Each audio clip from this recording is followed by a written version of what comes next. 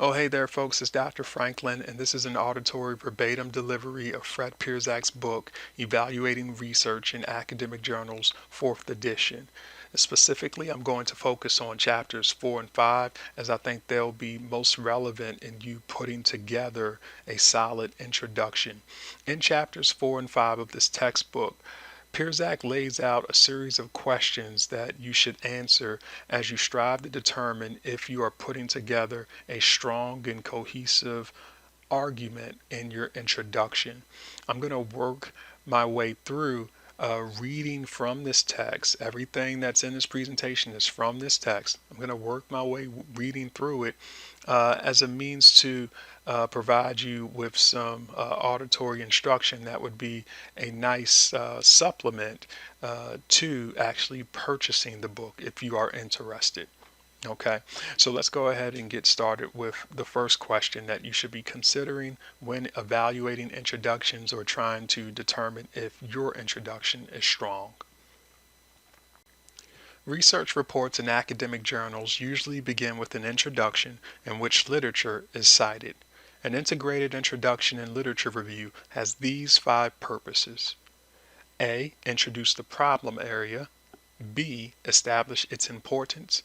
C. Provide an overview of the relevant literature. D. Show how current study will advance knowledge in the area. And E. Describe the researcher's specific research questions, purposes, or hypotheses, which usually are stated in the last paragraph of the introduction. This is the first question that you should be asking yourself when you're evaluating introductions and when you are considering putting together your own introduction. Does the researcher begin by identifying a specific problem? Some researchers start their introductions with statements that are so broad that they fail to identify the specific area of investigation. Deciding whether a researcher has started the introduction by being reasonably specific often involves some subjectivity. As a general rule, though, the researcher should get to the point quickly without using valuable journal space to outline a very broad problem area rather than the specific one that he or she has directly studied. Second question that you should consider is this: does the researcher establish the importance of the problem area? Researchers select research problems they believe are important, and they should specifically address this belief early in their introductions. Often, this is done by citing previously published statistics that indicate how widespread a problem is, how many people are affected by it, and so on. Instead of providing statistics on the prevalence of problems, researchers sometimes use other strategies to convince readers of the importance of the research problems they studied. One approach is to show that prominent people or influential authors have considered and addressed the issue that is being researched. Another approach is to show that a topic is of current interest because of actions taken by governments, such as legislative actions, major corporations, and professional associations. Finally, a researcher may attempt to establish the nature and importance of a problem by citing anecdotal evidence or personal experience. While this is arguably the weakest way to establish the importance of a problem, a unique and interesting anecdote might convince readers that the problem is important enough to investigate. When you apply evaluation question 2 to an introduction of a research report, do not confuse the importance of a problem with your personal interest in the problem. It is possible to have little personal interest in a problem yet still recognize that a researcher has established its importance. On the other hand, it is possible to have a strong personal interest in a problem, but judge that the researcher has failed to make a strong argument or has failed to present convincing evidence to establish its importance. The third question you should consider when putting together your own introduction or evaluating others is the following: are any underlying theories adequately described? If a theory is named in the introduction to a research article, the theory or theories should be adequately described. As a general rule, even a well-known theory should be described in at least a short paragraph, along with one or more references where additional information can be found. Less well-known theories and new theories should be described in much more detail. Now, note that much useful research is non-theoretical. Sometimes the purpose of a study is only to collect and interpret data in order to make a practical decision. For instance, a researcher might poll parents to determine what percentage favors a proposed regulation that would require students to wear uniforms when attending school. Non-theoretical information on parents' attitudes toward requiring uniforms might be an important consideration when a school board is making a decision on the issue. Another major reason for conducting non-theoretical research is to determine whether there is a problem and or the incidence of a problem. For instance, without regard to theory, a researcher might collect data on the percentage of pregnant women attending a county medical clinic who use tobacco products during pregnancy. The resulting data will help decision makers determine the prevalence of this problem within the clinic's population. A special note for evaluating qualitative research. Often, qualitative researchers explore problem areas without initial reference to theories and hypotheses. Instead, they develop new theories and models and other generalizations as they collect and analyze data. The data often take the form of transcripts from open-ended interviews, notes on direct observation, and participation in activities with participants, and so on. Thus, in a research article reporting on qualitative research, a theory might not be described until the results and discussion sections instead of the introduction. When this is the case, apply evaluation question number 3 here at the point at which theory is discussed. Number 4, does the introduction move from topic to topic instead of from citation to citation? Introductions that typically fail on this evaluation question are organized around citations rather than topics. For instance, a researcher might inappropriately first summarize Smith's study, then summarize Jones' study, then summarize Doe's study, and so on. The result is a series of annotations that are merely strung together, almost no different than an annotated bibliography. This fails to show readers how the various sources relate to each other and what they mean as a whole. In contrast, an introduction should be organized around topics and subtopics with references cited as needed, often in groups of 2 or more citations to each source.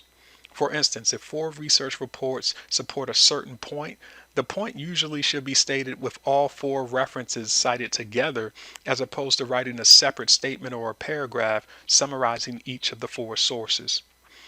When a researcher is discussing a source that is crucial to a point being made, that source should be discussed in more detail. However, because research reports in academic journals are expected to be relatively brief, detailed discussions of individual sources should be presented sparingly and only for the most important related literature. Fifth question to consider when putting together your own introduction or evaluating others. Are very long introductions broken into subsections, each with its own subheading? When there are a number of issues to be covered in a long introduction, there may be several sub-essays, each with its own subheading. The subheadings help guide readers through long introductions. So strongly consider referring to your APA manual 7th edition and using the correct headers as a means of organizing your introductions. Question 6. Has the researcher provided adequate conceptual definitions of key terms? Often, researchers will pause at appropriate points in their introductions to offer formal conceptual definitions. Note that it is acceptable for a researcher to cite a previously published definition, which is done in several peer-reviewed manuscripts. Also note that the researchers contrast certain terms with the term with which it might be confused. At times, conceptual definitions do not need to be lengthy as long as their meaning is clear And researchers may not provide formal conceptual definitions because the terms have widespread, commonly held definitions. For instance, in a report of research on various methods of teaching handwriting, a researcher may not offer a definition of handwriting, which might be acceptable. In sum, this evaluation question should not be applied mechanically by looking to see if there's a specific statement of a definition. The mere absence of one does not necessarily mean that a researcher has failed on this evaluation question because a conceptual definition is not needed for some variables.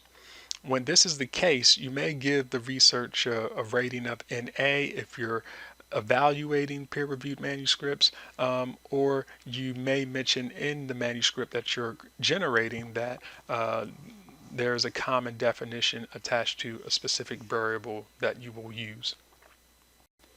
Number 8, do the specific research questions, purposes, or hypotheses logically flow from the introductory material? Typically, the specific research purposes, questions, or hypotheses on which a study is based are stated in the last paragraph of the introduction. The material preceding them should set the stage and logically lead to them. For instance, if a researcher argues that research methods used by previous researchers are not well suited for answering certain research questions, it should not be surprising to learn that his or her research purpose is to re-examine the research questions using alternative research methods. Alright, so now we're at the point in this presentation where we have discussed how literature reviews are usually integrated into researchers' introductory statements. And in this particular portion of the presentation, I'm going to put more emphasis on exploring the quality of literature reviews since we've discussed some of the most salient characteristics of literature reviews in the previous slides. So, in this more in-depth exploration, here's another question that you should be asking yourself. Has the researcher avoided citing a large number of sources for a single point? As a rough rule, citing more than about 6 sources for a single point is often inappropriate. When there are many sources for a single point, 2 things can be done. First, the researcher can break them into 2 or more subgroups. For instance, those sources dealing with one population, such as children, might be cited in one group, while those sources dealing with another population, such as adolescents, might be cited in another group. Another alternative action is to cite just selected sources as examples of the sources that support a point. Question number 2, is the literature review critical? A researcher should consider the strengths and weaknesses of previously published studies. Note that criticism can be positive, in which the authors refer to well-designed studies, and of course, negative criticisms are oftentimes warranted. Is current research cited? The currency of the literature can be checked by noting whether research published in recent years has been cited. Keep in mind, however, that relevance to the research topic is more important than currency. A 10-year-old study that is highly relevant and has superior research methodology may deserve more attention than a less relevant, methodologically weaker one that was recently published. When this is the case, the researcher should explicitly state why an older research article is being discussed in more detail than newer ones. Also, note that a researcher may want to cite older sources to establish the historical context for their study. Number 4, has the researcher distinguished between opinions and findings? Researchers should use wording that helps readers understand whether the cited literature presents opinions or research results. Note that if a researcher cites a specific statistic from the literature, for example, approximately 22% of Canadian teenagers between 15 and 19 years currently smoke cigarettes, it is safe to assume that research is being cited. Sometimes researchers cite the opinions of others. When they do this, though, they should word their statements in such a way that readers are made aware that opinions and not research findings are being cited. Number 5, has the researcher noted any gaps in the literature? Gaps in the literature on a topic. that is areas not fully explored by researchers, can be as important as areas already explored by researchers. The gaps point to areas needing research in the future. Note that the presence of a gap in the literature can be used to justify a study when the purpose of the study is to fill the gap. Has the researcher interpreted research literature in light of the inherent limits of empirical research? Empirical research has inherent limitations. As a result, no research report offers proof, and facts are very rarely revealed by empirical research. Instead, research results offer degrees of evidence, which are sometimes extremely strong, such as the relationship between cigarette smoking and health, and much more often are only modest or weak. Terms that researchers might use to indicate that the results of research offer strong evidence may include the following. Results of 3 recent studies strongly suggest that X and Y are ... Most studies of X and Y clearly indicate the possibility that X and Y are ellipses. This type of evidence has led most researchers to conclude that XY ... Terms that researchers can use to indicate that the results of research offer moderate to weak evidence may include the following. The results of a recent pilot study suggest that X and Y are ... To date, there is only limited evidence that X and Y are ellipses. Although empirical evidence is inconclusive, X and Y seem to be ...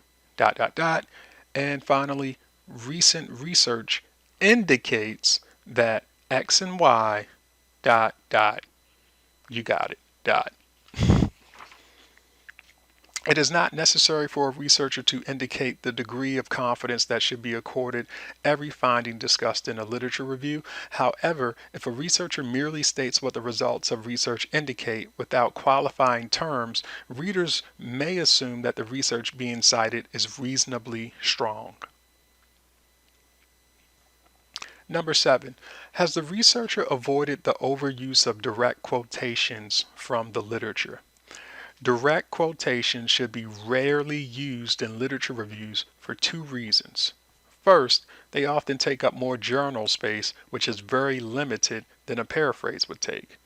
Second, they often interrupt the flow of the text because of differences in writing styles of the reviewer and the author of the literature. An occasional quotation may be used if it expresses an idea or a concept that would lose its impact in a paraphrase. This may be the case with a quotation that appears in the first paragraph of a research report on certain variables. All right, folks, so we've reached the end of the road. That metaphor seems to apply to the ending of this presentation. The final question that you should be considering is the following. Overall, is the literature review portion of the introduction appropriate? So you would rate your literature review, rate someone else's literature review after considering your answers to all of the questions that were mentioned in this presentation and any additional considerations and concerns you may have. You should also be prepared to explain your overall evaluation to mentors, to your lab partners, and to anyone who would be interested in knowing your rationale. So this concludes this presentation. I hope that this was helpful. Please feel free to forward any questions, comments, or concerns to me in regard to it. If it was beneficial, feel free to share it as well. Thank you for listening and take care.